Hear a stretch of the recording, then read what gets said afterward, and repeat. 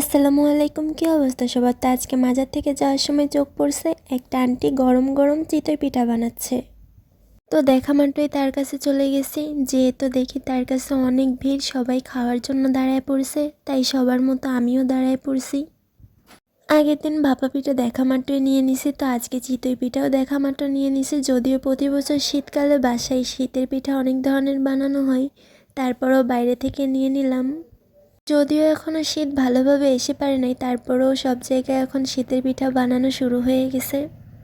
সে মাজারের বড় গেটের সামনে বসে বিক্রি করতেছিল একদম গরম গরম পিঠা, সাথে 2 রকমের ভর্তাও ছিল।